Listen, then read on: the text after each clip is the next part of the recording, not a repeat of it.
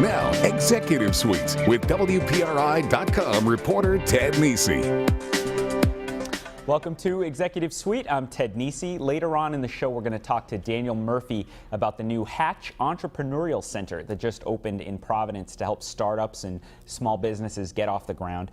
But first, Twitter is making big headlines these days, even if all the words can still fit comfortably inside 140 characters. With one early investor valuing the social media juggernaut at $10 billion, Twitter's executives now planning to take the company public in the biggest tech IPO since Facebook.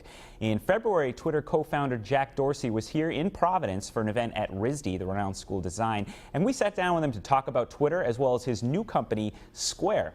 And Executive Suite, we thought with the pending public offering, it'd be good to bring you that conversation again. So here now, my one-on-one with Jack Dorsey.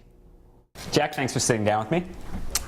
Your talk at RISD today about Square is titled Designing Commerce to Feel Amazing. What will your message be to the students here? Well, it's mainly one of the things that we love exploring at Square is the intersection between art and technology and architecture and engineering, and how that inspires trust, how it inspires people to kind of ignore the technology and really focus on what's meaningful. And what's meaningful in commerce is actually the conversation between the buyer and the seller. We've tried to minimize the burden of payments, the mechanics of payments, the fact that you have to dig out your credit card, or you have to dig out cash, or you have to fumble with the checkbook. All that should disappear in service of just facilitating this simple commerce transaction that happens every single day all around the world. So how can we use design and the process of design to help that along? And you've said you're not a fan of the word disruption used in technology. You like a different word. No, disruption is like an earthquake. It's moving things around. It's not necessarily moving things around with any sort of value or any sort of purpose or any sort of mission. So we prefer revolutions. Revolutions have purpose. They have values. They have a drive. They have a shared set of understanding, and they're actually trying to change something based on some friction point, or based on some wrongdoing over here to actually get to something that people feel better about. So I think the tech industry at large uses disruption a little bit too much, but disruption to us is directionless. It doesn't really have anywhere to go. And your own message, your own story is fascinating. You didn't always plan to create big companies. You actually looked at being a massage therapist for a while. What do you think the message is there for would-be entrepreneurs who are watching this? Don't be a massage therapist. No, but you have that to fall back on if any of this falls apart. Yeah, I never really thought about building companies. I had ideas and I wanted to see them in the world, and it just happened to be the case that the most efficient means of bringing an idea around the world today is a corporate structure. So I learned everything I needed to learn about building a company, and that was it. But along the way, I did many other things. I did botanical illustration, I did fashion design, I did massage therapy because I was developing RSI. So all these things were in service of me being able to bring these ideas to the world. And that would be my advice: is you have to have a drive and a passion to do whatever it takes to push your idea out into the world and make it thrive. And let's talk about Square specifically. Seeing it used more here in Rhode Island, the Food Truck Festival, the RISD alumni sale. We're sitting here at RISD. A bakery just opened, and they have an iPad with Square attached to it. How does Square work exactly for a business that's decided, all right, we're going to use Square to process our payments? Well, what we recognized really early on was how difficult it was to just accept credit cards. You have to get a merchant account. It's a 1 week to 4 week process. It's extremely costly. And the problem is that most people have moved to paying with plastic cards. So they're paying with a debit card or a prepaid card or a gift card or a credit card. They're not carrying cash around. They're not carrying their checkbooks. So if you don't accept credit cards, you actually lose sales.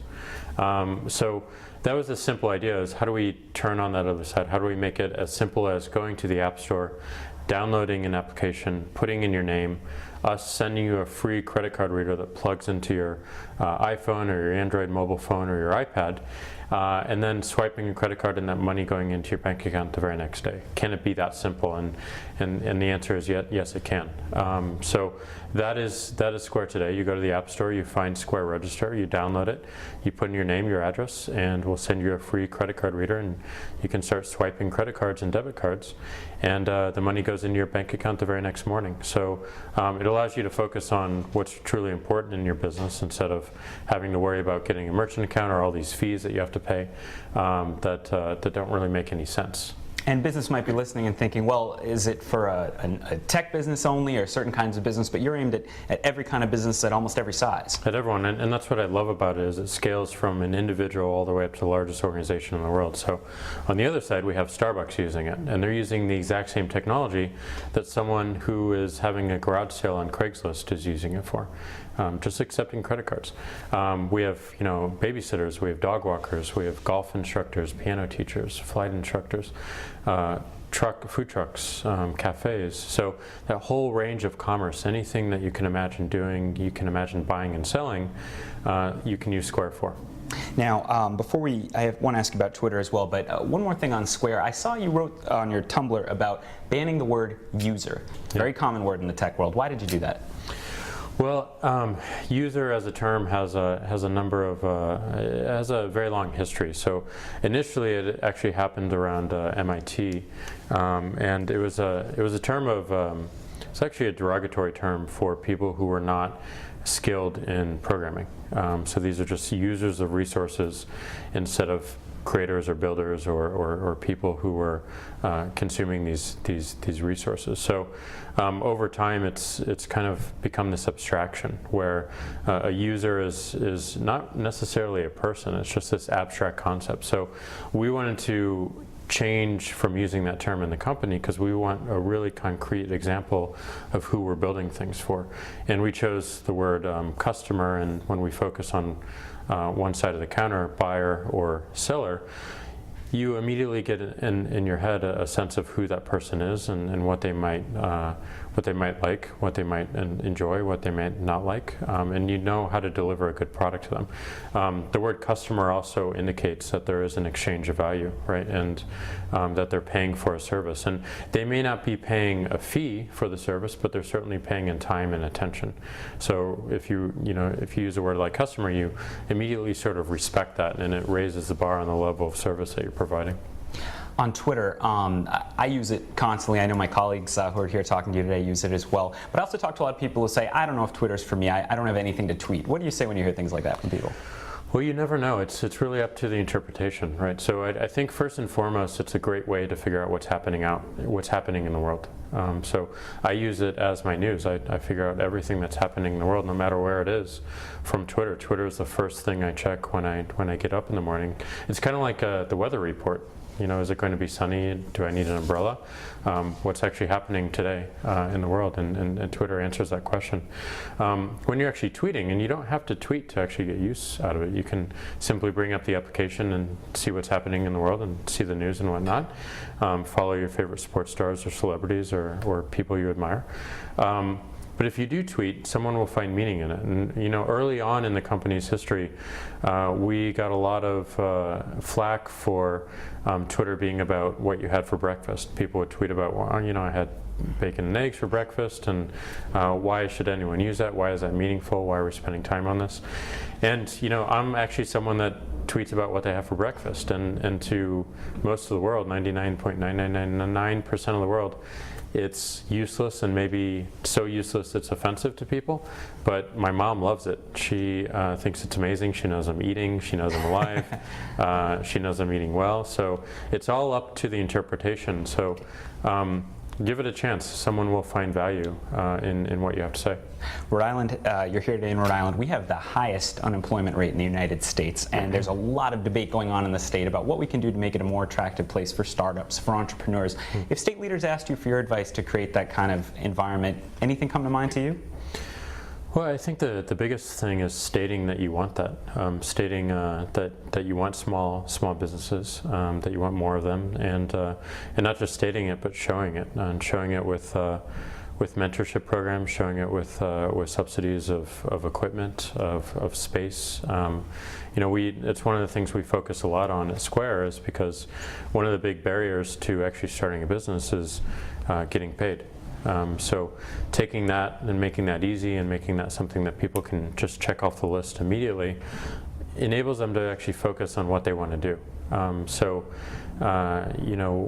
We've seen a lot of folks within cities, within downtowns, take to Square and start accepting credit cards and actually build their business because they have really compelling data on what's working and what's not working. So the city shining and the government shining a spotlight on those easy paths of starting something, I think goes a far, far way. And then also giving other people the confidence to join and to work at a small business, that these things will last, that they are important to the economy, and they're really meaningful. So it's just taking on that attitude and really showing and not telling more than anything else. And we're just about out of time. One last question for you. I've never had a billionaire on Executive Suite before. How much has your life changed from being so fortunate?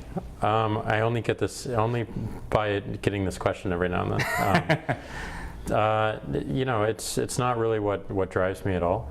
As I said, I never started with the intention of building a company or becoming rich. I wanted to see the idea for Twitter exist in the world, because I love cities. I love knowing what's happening in the world instantly. I just think that's extremely compelling, and that's the most meaningful thing. So everything else kind of just fades away. And the same is true for Square. My mother ran a coffee store. My father has been an entrepreneur since he was a kid. He started a pizza restaurant when he was 19, and they saw all the problems of just getting started, and that's always what's driven me, is just to solve problems and actually build things so I can use them in the world, because I think they're better. Jack, thanks very much for the time. Thank you. My interview with Twitter co-founder Jack Dorsey from earlier this year. Coming up, a new hub for startups opens its doors this week in Providence. We talk with Daniel Murphy of the Hatch Entrepreneurial Center. Stick with us on Executive Suite.